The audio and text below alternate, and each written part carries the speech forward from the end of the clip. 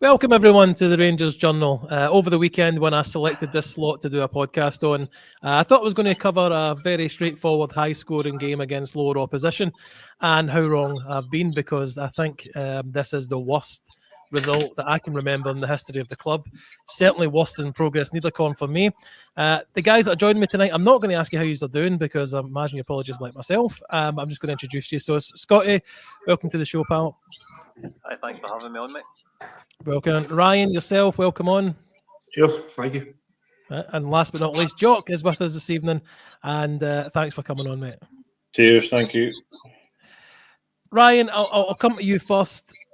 I'm just going to ask you to sum up your feelings, really, from the last 24 hours. Have you digested it a wee bit, taken it in a wee bit? Do you agree with me that it is probably a worst ever result? I'm still kind of trying to take it in, to be honest with you, what I've just kind of witnessed over the last 24 hours.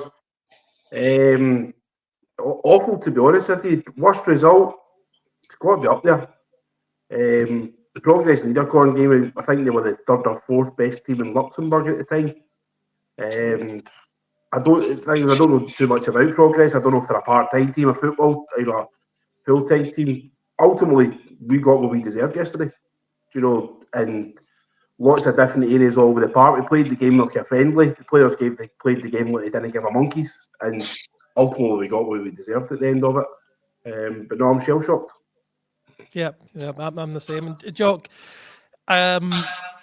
what can you really say about a result as bad as this? We've never lost at home in the cup to a lower league side, so that's why I'm saying it's probably one of the worst results I can think of. He broke that record, Clement, and then he's I think the last time they beat us was 1800 and something. So he's broke another record there. He just seems to like tumbling these records against teams that we usually have a good upstanding against, particularly lower division teams. You never should be losing that game. It's the old adage, isn't it?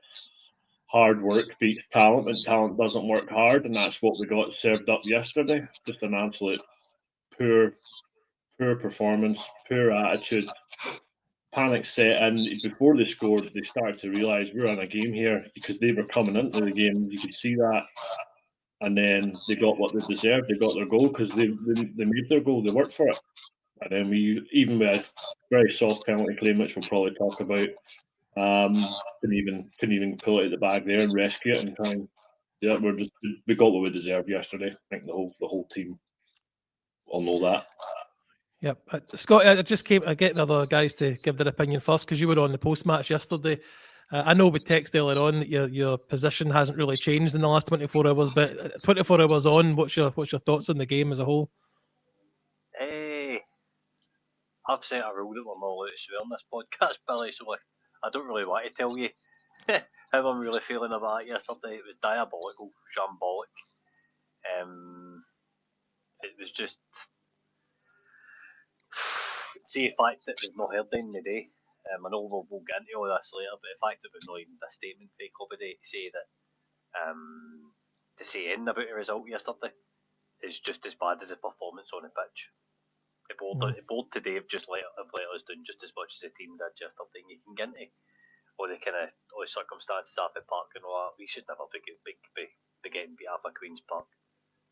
I can't believe this. I put the post match on yesterday, and the missus was like that to me after it. She says, "Can you watch these Queen's Park fans? You don't get some stick at them. It's no disrespect to them, but it's levels. There's supposed to be levels to this game, and Rangers aren't showing any sort of level just now."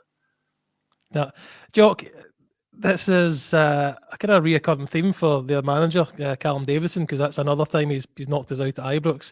The way they set up, because I don't want to really go into the game blow by blow, but it was a turgid, horrible game, and I don't think that we were really up for it from the first minute, and I don't think the team that was selected has been working. It's like he went back to the formations of November and October that wasn't working. Yeah, I think it's the third time Callum Davison's knocked us out of competition in the last couple of years.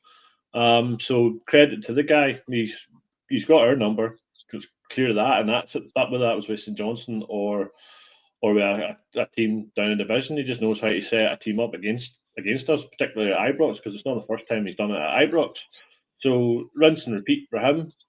All he has to do is set his team up to be stuffy. Their players are playing for their lives, and as usual, he picks a team that on paper it looked strong. You know, and it was good to see Bailey Rice get a start. You know, whenever I seen the lineup, I didn't have any apprehension about it. You know, I thought, yeah, he's picked a pretty strong team there, considering the quality of the opposition. No disrespect to them, and it just didn't work.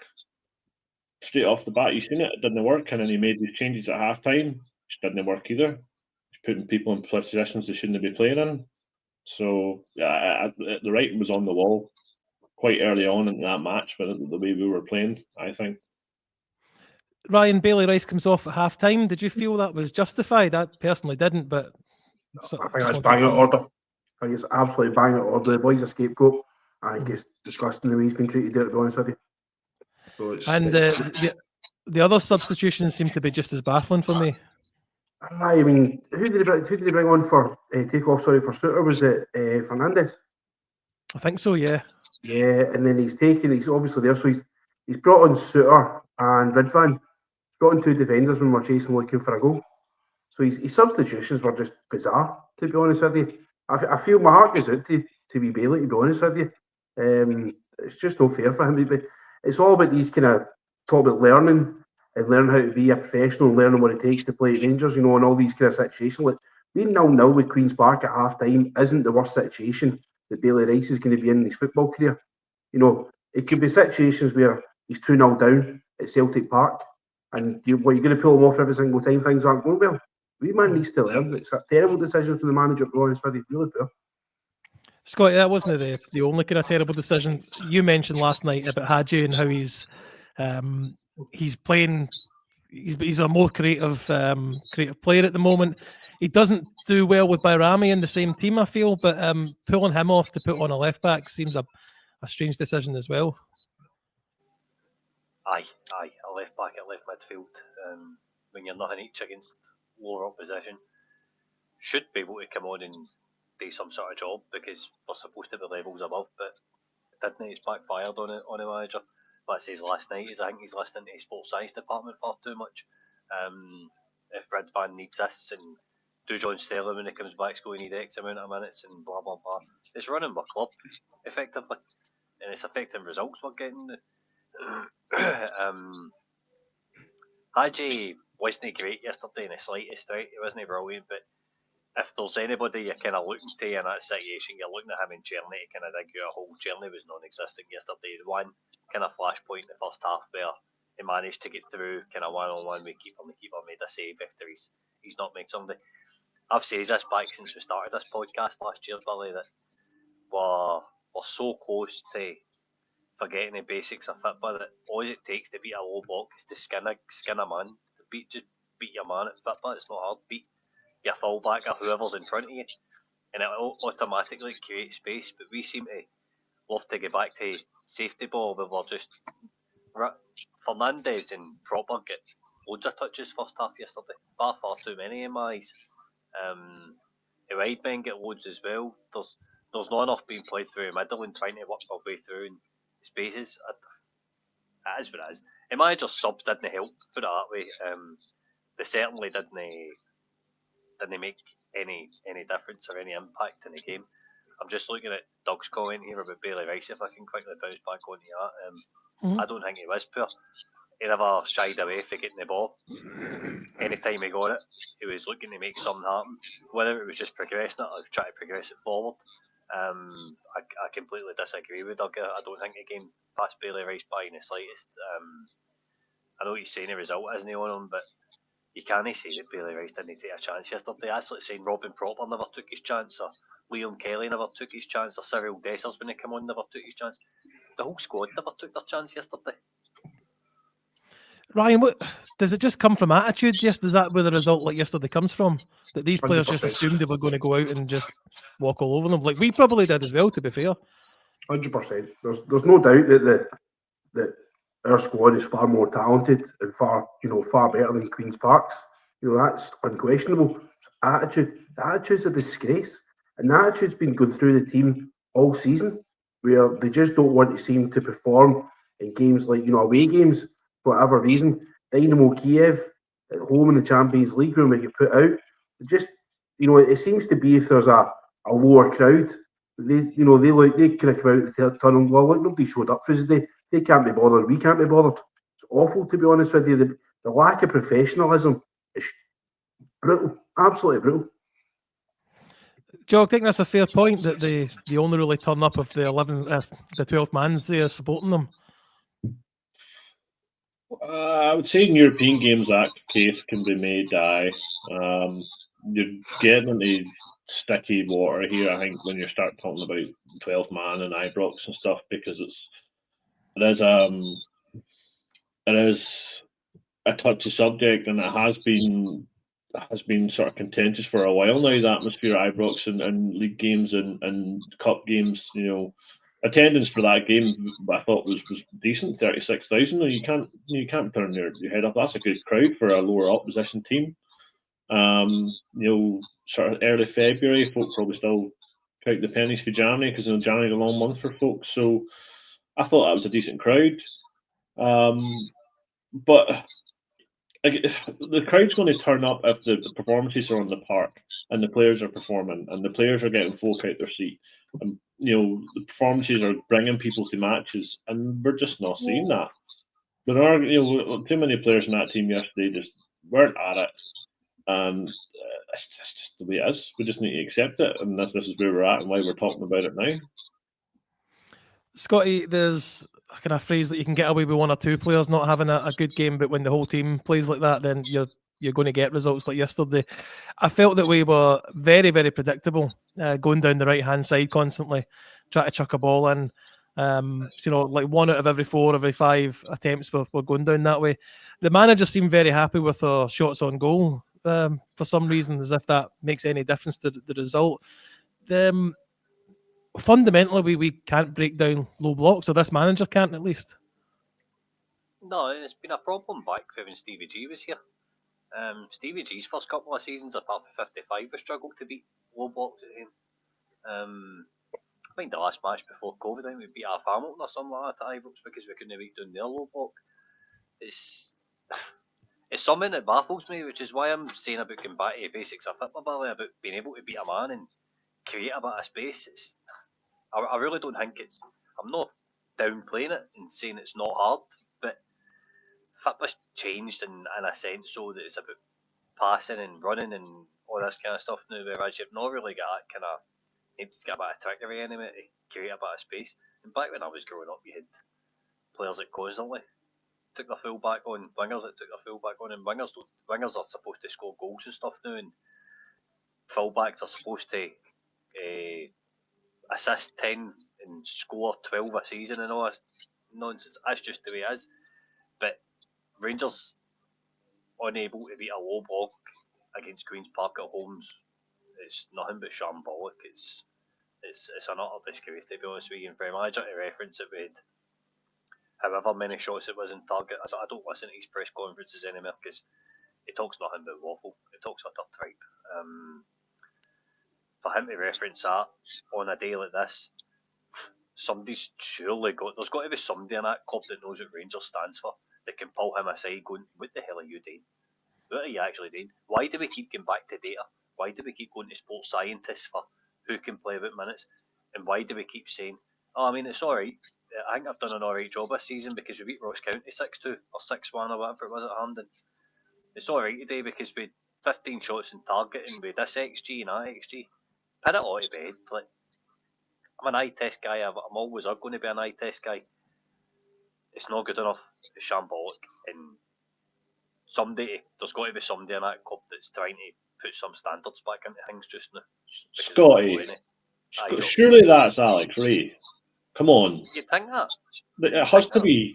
He's the only one with the right connections and has been there and been with the stature player that we're sort of expected at Rangers. That's him. That's Alex Ray. He's that connection between the coaching staff and the fans in the playing field, isn't he?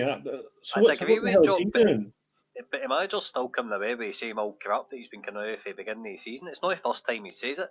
So either Alex Ray has had him in the dressing room and says, "Aye, listen, I would veer away for that in your press conferences," but he seems to think it's acceptable, and that's the bit that's kind of catching me out, if I'm being honest. See, from my point of view on Alex Ray, Jock, he just doesn't seem to have the authority to really do any of that. I don't know if he's not particularly trusted by the manager, or he's not a manager's choice in the first place to be there, but he's just somebody that's meant to be, there's a Rangers man in the dugout. So, but whether Clement accepts the criticism, I can't imagine he does if Alex Ray does come to him. So he might even feel like he's talking to a brick wall. But it's one of these players we would love to have Kevin Thompson in these kind of roles, because he talks about the standards of the club, and he would be able to install that in the players. Ryan, I'll come back to you. I wanted to touch on Igaman, because obviously he's been touted as a great talent, but the last couple of games he seems, for me, more interested in doing little fancy touches than really just doing his job and putting the ball in the net. But I could be being unfair with maybe not getting the service yesterday. Yeah, listen, this is what I spoke about, keeping Dessers at the end of the transfer window. Like, we do need to realise he is a young, raw talent, that we do need to take him out the team at some points and bring in kind of senior pros that have done the miles and stuff like that. So that's where kind of started Eagleman yesterday over Dessers, and Dessers is on form. Dessers is the guy who's scoring the goals for us at the moment, but yet finds himself on the bench. And I think for kind of Queen's Park, I think Dessers probably been a harder player to play against. We know that Eagleman likes to drift and clock up the yards as far as kind of the stats is concerned, whereas Dessers is more kind of prone to poaching. We are playing against a low block. I would rather have a striker who is poaching, the number 9 who stays between the goalposts, who's constantly working the centre halves, who's maybe able to work the channels on occasion as well, rather than Eagleman, who is, like you said, going about, don't want to say showboating, but he's tempting things like nutmegs and stuff like that, whereas I'd rather just get somebody who's willing to put the ball down and smash the ball into the back of the net. And tricks are for the circus, all these kind of things, and you can showboat and stuff like that when you're 3 and 4-0 up. Try to be respectful to your opponent at the same time, but I just don't know what the problem is. It's brutal, absolutely brutal. Jock, there's a comment there about Bayrami, which I tend to agree with, that he's not doing anywhere near enough for what we've outlaid on him. No, whenever we got linked with him and it was announced he was coming, I was buzzing, because I've always wanted somebody in that ilk, in the team, because you just think hard as nails. Like, if you look at the Albanian national team, you're scared whenever you're watching international games, particularly Scotland up against them, because they run through brick walls. He's not doing that for Rangers, or certainly he's not doing it for Clement. He's just a, I was gonna say that he's an empty jersey, but he just games just seem to pass him by. You see him and he plays a simple balls, and then there's nothing else from him. He's not offering anything. And I see the Fraserburgh game, I thought, he did okay. He was involved, but when you watched it back again, you're like, he didn't really do much. And this has just been all season, flashes, glimpses here and there, but his best performance this season was a man marking job at Ibrox against McGregor. He was playing Bayrami as a striker yesterday. There was a comment there asking why we're only playing one up front. Rangers' formation yesterday was 4. 1 was the Bailey Rice, then 3, then 2. Bayrami was playing up front with Eagleman yesterday. He actually looked at Rangers out of possession yesterday. It's bonkers. I don't know if it's a Coppin signing that he's been brought in and Clement just doesn't know how to get a tune out of him, or if the system's just wrong for him. But he's just invisible. He's not a £3.5 million player at the moment. That's for sure. Ryan, one of the major points or problem I've got with Clement and why I don't want him there is because he's not developing these players that he's been given. That's what we were told when he signed. He can develop young players. And what does he do? He pulls off one that is having an all right game at half time for who knows why. And then you've got players like Bayrami that he doesn't know what to do with, other than a handful of games where he's given them a specific role. But in a game like yesterday, you're expecting him to be the one that unlocks that low block, aren't you? Really? I mean, I was saying to Calamity yesterday, obviously on the pod as well, that see if you actually compare Barami as a number 10 compared to what Cantwell was as a number 10. Barami's a shadow of a player compared to what Cantwell was. And obviously, I think there's situations and circumstances with Cantwell that he was no longer wanted at the club. But you actually look at what he did. He was chasing back, going for tackles, collecting balls from fullbacks, winning fouls up the park for his scoring goals. Cantwell was 10 times the player that Barami was, to be honest with you. I just can't. I don't see what he offers. What you were saying earlier on, that him and Hadji can't operate in the same team, 100%. And it's abundantly obvious. We're punters, we're amateurs, and we can see it. You've got professional guys, Clement, Alex Ray, all these guys in the building that are meant to know these things. How can they not see that Barami and Hadji can't play in the same team together? Absolutely. I keep saying it. I'm not saying that again. You know why, mate? Just from what Scott was saying earlier on, because he's not viewing it, in my opinion, with his eyes. He's viewing it with data sheets and spreadsheets and computer things and sports scientists. So that's my issue with it. Now, I see Curry's question. It was something I was going to touch on later, but feel free to talk about it just now, guys. So Clement is the problem, but what can we do as fans, I guess, or what can the whole support do to force the change that needs to be done? Scotty, I'll come to you. Don't go to games. It's easy as that. Vote with your feet. Don't go to games. It's the only way I can see anything happening. I can't protests and all that stuff, but we've all got our own opinions on whether that's going to shake anything up at a club and get things moving. But see if you're turning up at a half-empty stadium every other week, then that's when fans have said no, we've done enough, we're done. That's the short answer for me, to be honest with you, Billy. Scott, I don't even think that would be a protest. It's just be folk not wanting to go anymore because they're not interested in seeing. It's more. I've read comments on Twitter or whatever. Somebody needs to stand up. Somebody needs to do what. But I mean, when you've got a board that we can't buy the board out. They own the club. The only way to force change is to do something that affects their income. Is that maybe the only answer, Ryan? I think so. Yeah, I mean, it's the only thing that's kind of within your power. Apart from throwing barriers at buses and doing protests and stuff like this, which I don't want to see you get to be honest with you. Voting with your feet is the obvious way to do it. The season ticket renewals will soon come round in the next kind of couple of months as well. It's the only thing we can do. It's just by doing that. I don't think I'll be back this season, to be honest with you. I'm really not enjoying it. One of the things that I'm most looking forward to is going to see Rangers at the weekend, every second weekend at home. I look forward to tuning in at the games. And at this moment in time, I'm really not. It's affecting my mood. It's affecting my Monday mornings. I'm just not putting myself through that, to be honest with you. It's meant to be my hobby. I'm meant to enjoy it.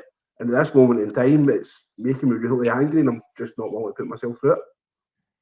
Jock, that's a good point that, season ticket renewals, I think folk will still renew, or there's certainly people that will renew, but there is hope, I guess, that fans will, the hope that would be that the club will make a decision and do what needs to be done before that time, and we don't have to really, because it's now it's just a poisonous and it's a cancer that he is the problem that the fans are going to turn on and probably vocally turn on.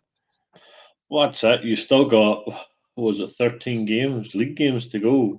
That's a third of the season. A third of the season left to play with absolutely nothing to play for. Zero. Apart from Europe League games, which the club will probably make in decent money out of that. They'll probably hope to offset that against the drop in match revenue as the games go on. With a lot of away games coming up as well. Yeah. I mean, and they're tough fixtures. They're not, it's probably going to get worse before it gets better when you look at it. And as Brian says and Scotty says, vote with your feet. The season ticket renewals is coming up. That might be a big indicator. If the club do something, it might change things. It might get fans back on board.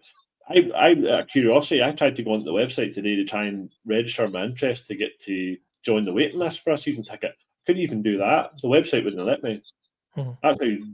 That's how daft we are at the moment. And so, I mean, yeah. I don't know what else to say. We've talked about it all. I think fan power is all well and good, provided it's done the right way. We don't want to make a fool of ourselves and embarrass ourselves, because we're better than that as a club, I think, and as a fan base. But yeah, it's going to be an interesting next couple of months, particularly if we go out of Europe quite soon. Who's going to go and watch Rangers play whenever there's nothing to play for? Scott, you just getting that Shankland comment on the screen for us to see. I see. Thank you very much for that. That's the second time my boys put it up, so I thought thanks, Darren.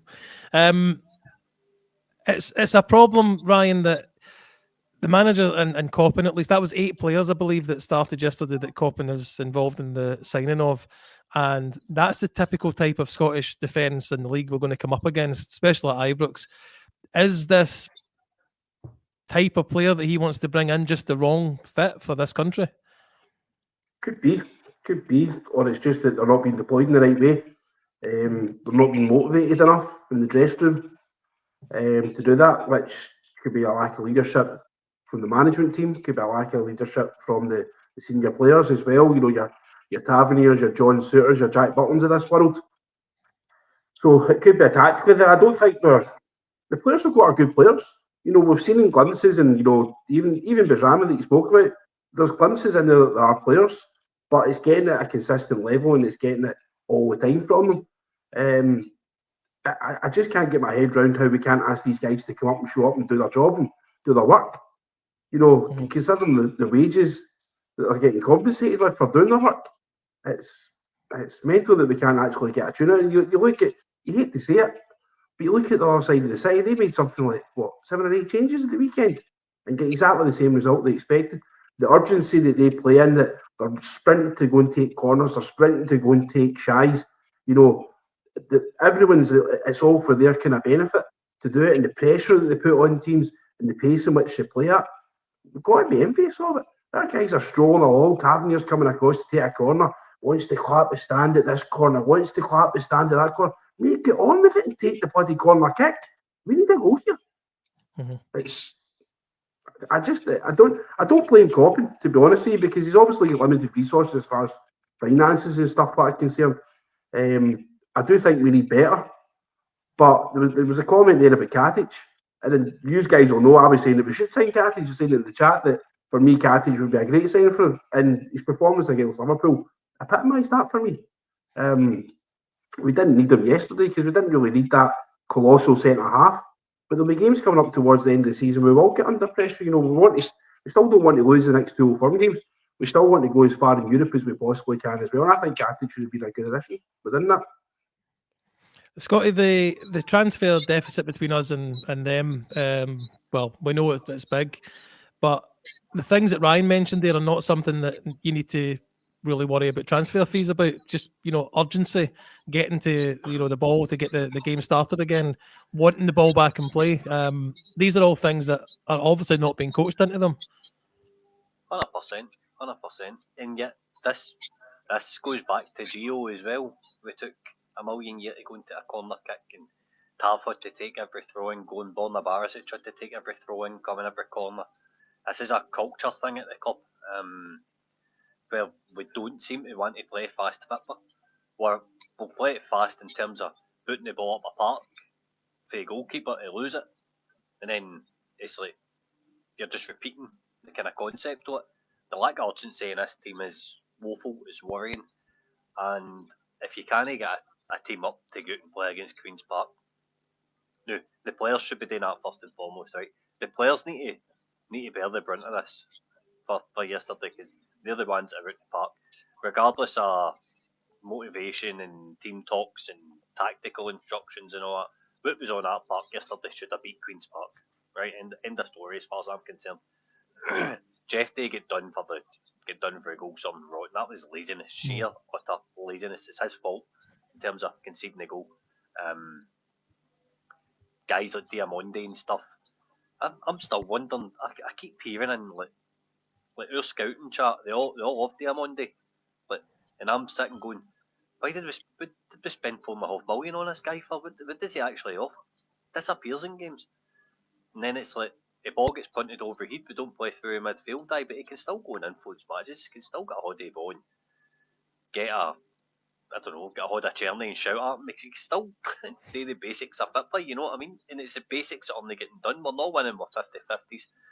We're not stringing any more than 3-4 passes together unless it's between the centre halves. As soon as we come under pressure or go up against a low block, we crumble. And you know what?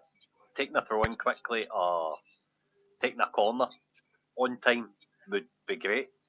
But in terms of take throw-ins, for example, you need somebody to give the guy that's taking the throw-in a run to give him a reason to throw it quickly.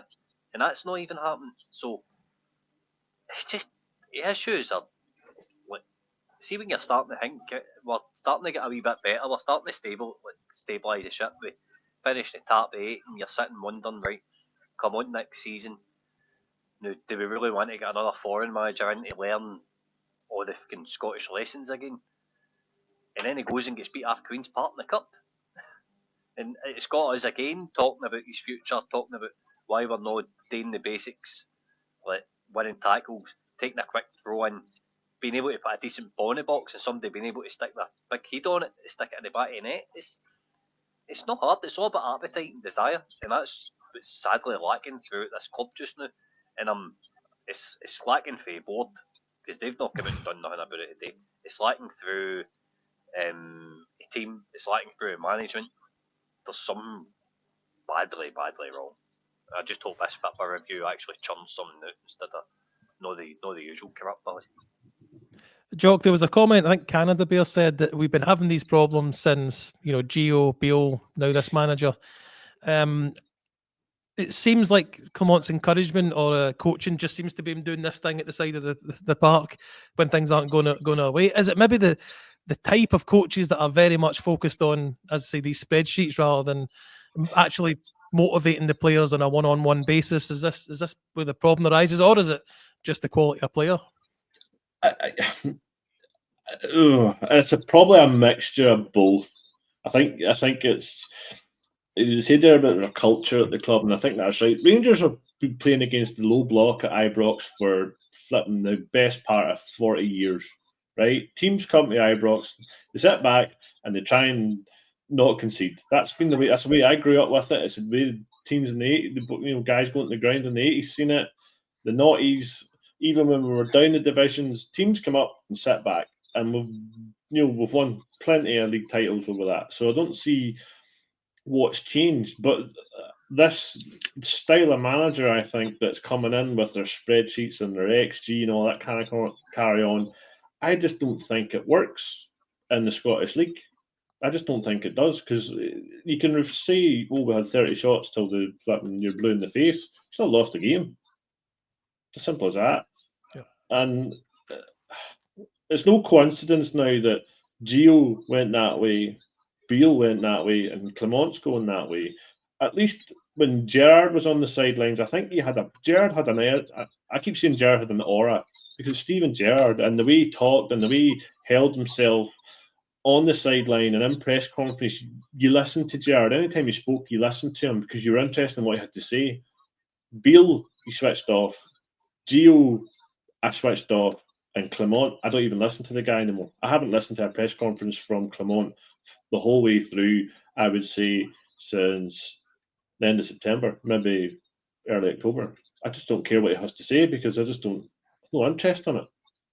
And like you say, on the touchline, he does all these gestures, these motions, and he's quick to come out and soak up the good atmosphere when we qualified in Europe and that. But I just don't think this style of management, this modern football suits our league.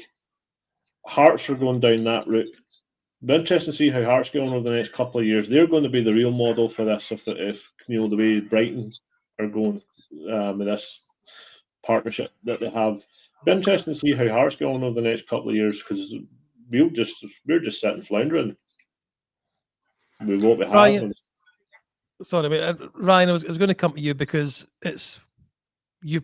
Obviously, you're at much more games than me, I'm afraid. So you'll have a much more better knowledge and finger on the pulse of the fan base. Who do you think the fans' anger turn towards? Is it just solely on Clement, the team, or are the board going to start to get in it? think it's Clement, to be honest with you. But and I do, to a certain extent, I feel sorry for him because when we win, the players win the games. You know, we all talk about ego man with great affection and stuff and all these kind of things. And it's when we win, the players win the game. You see, when we lose, it's the manager that's lost the game. So I think the players need to carry the can for this one, for yesterday, to be honest with you.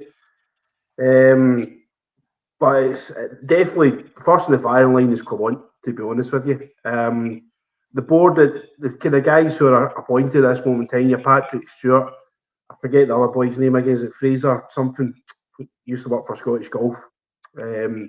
He's a non-executive director. These guys at this moment in time are probably get the kind of time, to be honest with you, to actually have these things. I don't agree with Patrick Stewart's doing when he's going into the corporate lounges and going in and explaining everything to the corporate members. You know, the guys that are paying the big bucks. Why am I not getting to explain to what's going on? You know, you're going in there and telling them this, that, the next thing. Is because they pay $4,500 for a season ticket and I only pay £700 for a season ticket. Why do I not get to know these things? My money's just as good as their money. So I don't agree with that. But I think the only way they're going to resolve this to the fans' satisfaction is to change the manager. Scott, yeah, I thought it was really strange. I was going to bring that Patrick Stewart going into the lounge areas yesterday to explain what's going on. He seemed to, from what I've read at least, he said you have to judge Clement at the end of the season. Well, for me, the season's finished. Like, this is the end of the season. We might get another game or two in Europe, but there's nothing to play for. Actually, sorry to interrupt, he actually said next season is what he said. Is that right? Oh, that's what he said. That's not going to go down well with anybody. Scotty, what was your opinion on that kind of coming out and talking to the lounge? Well, if that's true about judge them at the end of the season, then you're going to see it with your season ticket renewals because people aren't going to renew. People won't renew their season tickets. In terms of him getting into the lounge, it strikes a bit patronising to me. Getting into the box to get a wee rousing speech, and then it's back out because see if that's his way of engaging with fans, then it's not a good start. To be brutally honest with you, it stinks. It's utterly stinking. There's nothing good about that at all. He's communicating with fans fine.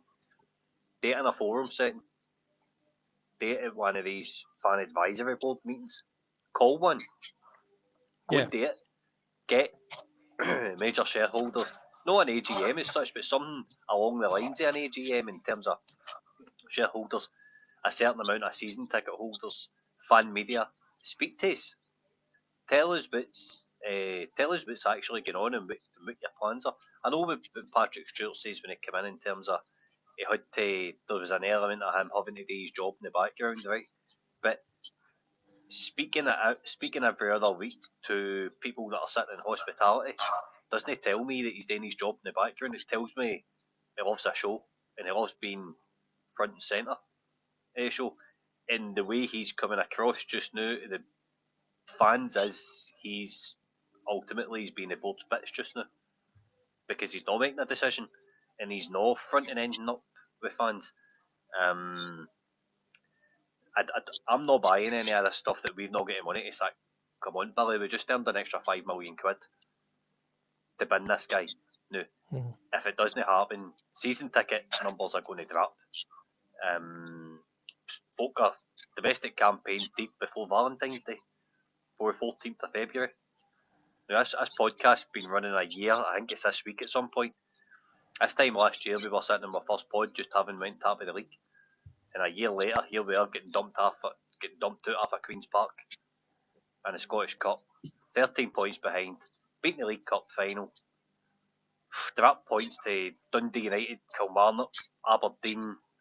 Okay, the list goes on and on and on. It's endless. How is this guy still in a job? Right, Patrick Stewart needs to step forward. He needs to bag him because it's the only way he's going to actually get to keep any kind of reputation or change that reputation before he gets it. Because right now he's a board's puppet, and that's how he's coming across. Scott, I'll stay with you just for this. I'm going to go around everybody and ask. Rangers Review posted, I think, on their Twitter this evening that they don't expect any announcement or any press conference this evening, which tells us that nothing's going to happen, at least just now. Were you surprised at that? Because I've got to say, I've as much as I think he needs to go, I just didn't think they would do it. What about you? Were you expecting an announcement today that he was gone? No, I wasn't No? expecting an announcement at all. No, this board's spineless. They've not got it in them to sack him. Ryan, yourself, were you expecting anything? Not at all, to be honest with you. I just want the question that I keep asking, for me it was months ago, when does this become unacceptable? When does this become not good enough anymore? The league's gone. The Scottish Cup are embarrassed, completely embarrassed. At what point does it turn around that this isn't good enough for the fans, but at what point does this not become good enough for the board? That's what I want to know. I'd like to know what that line is. And Jock, just on that question of, were you expecting any announcement today? No, not at all. They've come out and backed them. There's this review that's going on, this internal review. So unless there's something comes out of that there's a blame somewhere that can be pushed, or they can pinpoint where it's going wrong from this review. I don't expect anything to happen really to Clement and say they've backed them. Managers previously have been sacked for less, so.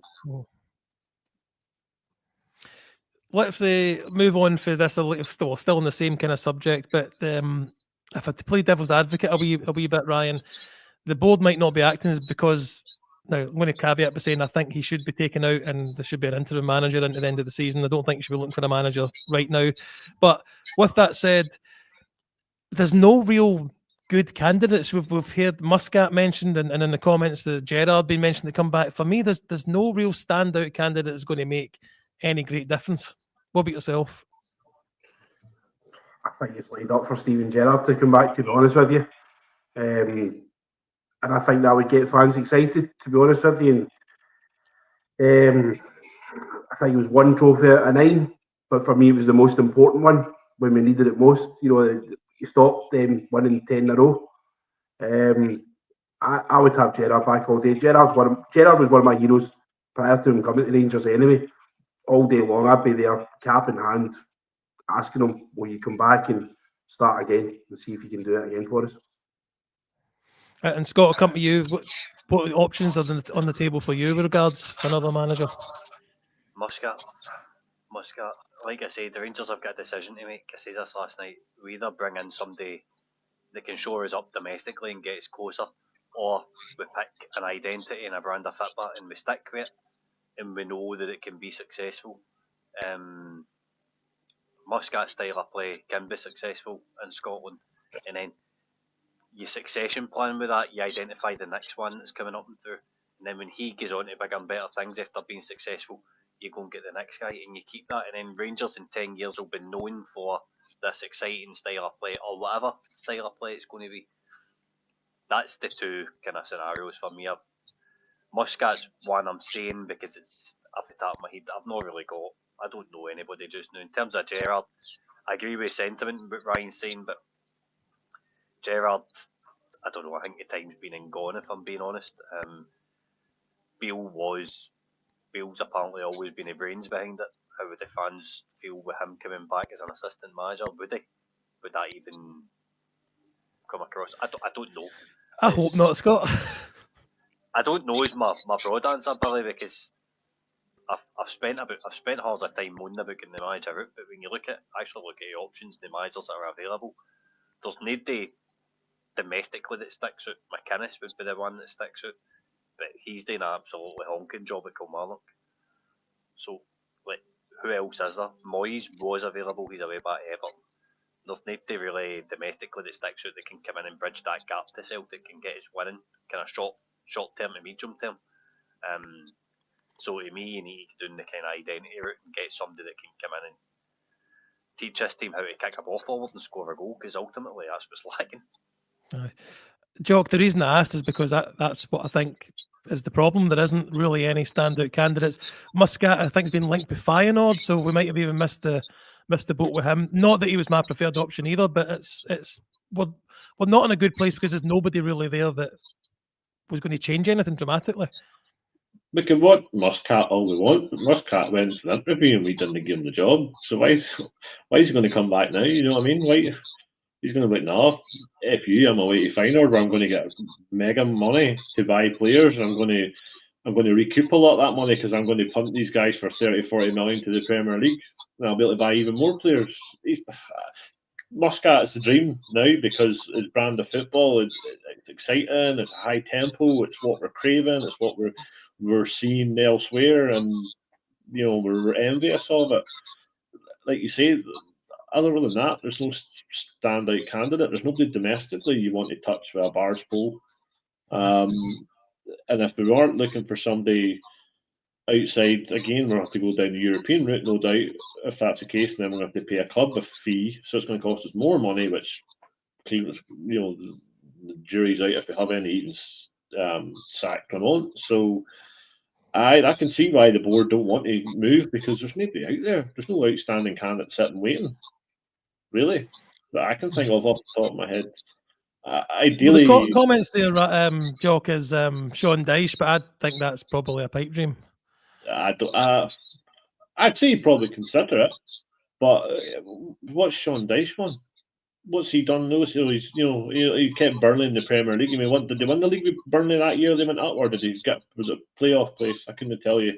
I don't know. They kept in the Premier League for a wee while, established them, went to Everton, played horrible football. David Moyes went to Everton and transformed Everton in a week.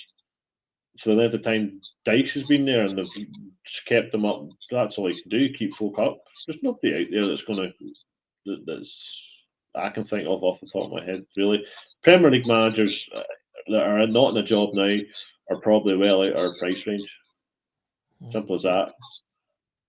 Gary Ryan, do we maybe need to think out of the box a wee bit then and just go for something that none of us have ever heard of, but they do some style of play that is impressive to watch? I can't think of anyone, but that's a problem.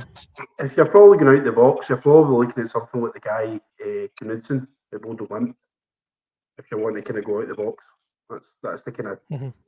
That was I couldn't remember his name. That's why I never said it. But that was the team I was thinking of. Yeah, so that's he's also got a good record against Celtic. Aye, yeah, I mean, that's probably going kind of out the box there. But the thing about it is, see, as far as taking the job with us, a lot of guys will look at it like career suicide. Like they've not got any money. The fans want rid of the board. It's they're playing second fiddle to a team who's got a far superior budget, who are competing in the Champions League every single season. Like, you would need to be seriously, really confident in your abilities to take us on, and it could be, it could be the end of somebody. I don't. When was the last time a manager left us went on to done really bigger and better things? The last lot of managers we had to put down and disappeared. Where's Warburton now? Van Bronckhorst has just lost his job at Besiktas. Feels out a job now that Gerrard's left the team out in Dubai as well, Saudi Arabia, sorry. So I think, to be honest with you, we potentially could be a poison chalice when it comes to managerial appointments. No, it's a good point. I don't remember anybody that's been on and then been successful in my lifetime anyway. I mean, I know Walter went away to Everton for the first time. I think he did all right until he didn't, and then obviously Moyes comes in and replaces them there. Scotty, the board are bearing a lot of anger from the fans, but is there certain members of the board that are more culpable than others? Nah, all of them. They're in charge of Rangers. They're in charge of running Rangers, and they're not doing it to a decent enough standard. In fact, they're doing it at an absolutely shocking standard, Billy. So they're all to blame for me. I know Patrick Stewart's only been in the door a couple of months and that, and he's got free sway on decisions or whatever. He's got a decision to make now, and he's not making it. Apparently until the end of the season. So no, they're all to blame. They're all just as bad as what are. I'm completely scuddered with the whole lot of it, to be honest with you, mate. Ryan, a few weeks ago, the Union Bears organised a protest where they walked out. Quite a lot of fans booed them for that. Do you think there might be a difference in opinion now that things have went the way they did yesterday? Will there be more fans start supporting movements like that? I couldn't get away with booing our own fans, so I didn't agree with that at all. Personally, I didn't leave in the 55th minute. I waited 10 minutes and waited the 65th minute, so for whatever reason. So I think more movements like that. I think probably silent protests as well, not singing and stuff. I think we've seen that being done before, but I know Scotty was saying about kind of blaming board members and stuff. But I think probably one guy you got to probably leave out of that is John Bennett, to be honest with you, because he was, by all accounts, running the club for us up until obviously his ill health, and we hope he's doing better. But if you actually look at the accounts, he's bankrolling us at the moment. We've got a £5 million loan outstanding to him just now, which has secured the Edmondson house, and he's actually opened up a facility of £6 million that we can dip into if and when we need it. Obviously, we don't want to, but the likes of the Parks have taken all their money back out. Dave King has no involvement in the club at all, but is our major shareholder. So these guys probably are up for, criticism, but I'd probably leave John Bennett out of it, to be honest with you, if we can. No problem at all. And Jock, just in regards to protests, I mean, we want Clement gone. I think we all agree on that. But are they going to listen to us? No. I mean, they come out and backed them after the Union Bears protest, didn't they? that shut that down. We could maybe throw tennis balls or something on the pitch, or I don't know, try alternative things. We'll probably end up getting us fined for the SFA, so it'll probably cost us more money anyway. That's catch-22. I think Scott highlights the board. I think we should have seen the big red flags with this board whenever the whole Beale thing happened when Gio was in the job. We should have known then the board was, not to be trustworthy whenever that happened. Beale up in the rafters waving to the fans and waving everybody's on the camera and stuff, and Gio was under pressure. We should have known then this board wasn't going to be up to much. I just think unless we mass protests and we keep hitting Elon Musk for some money, see if we can get him in the door, or Trump. Trump and his advisors had a look at one point. Apparently, we can maybe get him back. I don't know what to say about that, Jock. Look, guys, I'll go around you all again just to have kind of final thoughts. I didn't even bother touching on getting that penalty yesterday. I've got to say, a shout out to the Queen's Park goalkeeper who had probably the game of his life. If he goes on to play like that, I would not mind him coming to play with us one day. But yeah, I wouldn't say a poor penalty. It was hit fine, just a good save by the keeper. But Scotty, your final thoughts really on the situation at the moment and going forward, what can we do? Saga manager, putting in Terraman shows that you want to lead the club forward in a sense of putting standards back, that yesterday's result isn't good enough this season, hasn't been good enough. Not been good enough for a couple of seasons, Scotty. Aye, I know, but this season takes a biscuit. Season takes a biscuit, Billy. Being out it domestically by this time is never ever good enough. We've let this manager fall 9 points behind Aberdeen. I've rhymed our boys teams with direct points to we're out of Scottish Cup, we get beaten in the League Cup final. Domestically, the season's done. You've got guys like season ticket holders and diehards like Ryan who don't even want to get back at the end of this season, and that's probably a mutual feeling across a good few thousand Rangers fans today. Put out half a cup, half a Queen's Park has got to be the straw that broke the camel's back, and they need to get rid. They've not got an option today, and it's the fact that we've heard absolutely nothing just tells us where the standards of Rangers Football Club are these days. But apart from that, thanks for having us, Billy. We have got Dylan and Dave are doing a tactical lowdown tonight on what went wrong yesterday. Kind of tactic-wise, what was the players' fault? Where did the manager go wrong? We're hoping to get that released tomorrow night. So please like and subscribe to the channel, guys, and thanks for tuning in. Cheers, Billy. No, thanks, mate, and thanks for rehashing, even though you were on the post-match yesterday, to go over it all again. Ryan, here's your final chance to get yourself clipped. What have you got to say for the situation we're in? Obviously, we're not going to expect an announcement. We don't mind an apology, to be honest with you. Because I actually don't even remember anyone actually coming out and saying, we're really sorry about that. That wasn't good enough. I don't even think it was all about, we had shots and argument there. Did Tav say that? Aye. I can't even remember. To be honest, yesterday was a bit of a blur, to be honest with you. But there's an exercise that I spoke about yesterday. Now, there's a sign that's up at the top. It's quite near the dressing up at the top of the tunnel. And there's a sign in the stadium that says the world's most successful football team. Now, that no longer applies to us. Arguably shouldn't have applied to us anyway because of Al Ahly's from Egypt's trophy count. So there's a sign that's at Ibrox that says that, and it no longer applies to us.